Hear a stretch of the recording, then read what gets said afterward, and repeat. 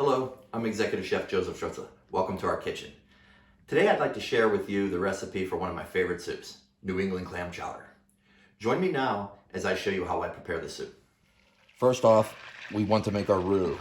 I have 4 ounces of butter melted. I will then add 4 ounces of all-purpose flour. We will cook the roux for a few minutes and not allowing it to change color.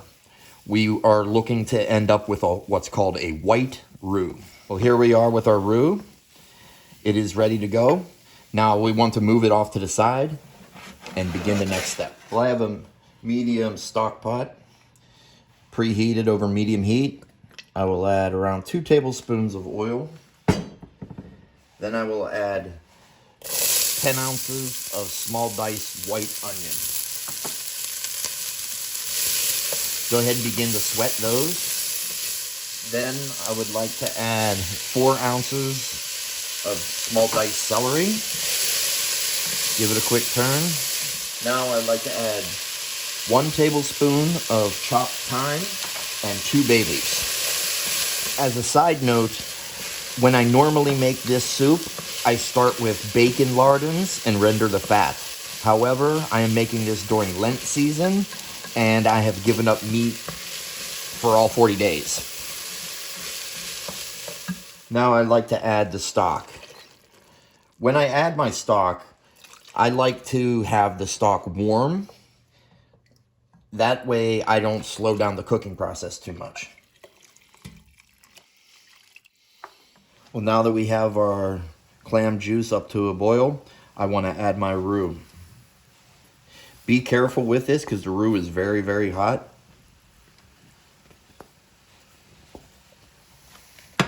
And once we get it in there, let's go ahead and start whisking. Continue stirring until you get the roux completely blended in. And we will then reduce the heat to medium-low. And we want it to simmer. We don't want it to boil too hard. I have most of the roux incorporated. I now want to add 16 ounces of whole milk. Feel free to use a low fat or 2% if you like. That's up to you. We will whisk this in, bring it to a simmer. Now, I like to add the potatoes. This is 1.5 pounds of Yukon Golds. Feel free to use a Russet or Idaho. All 3 of those are great because they have the higher starch content. Let's give this a stir. We'll then season it with kosher salt and ground white pepper. Careful with the white pepper, a little goes a long way. Now we will simmer this until the potatoes are cooked. Well, now our potatoes are cooked. What we'd like to do is I want to add my clams. We'll add 1 pound of clams. I mixed mine 1/2 pound of chopped and 1/2 pound of whole baby clams.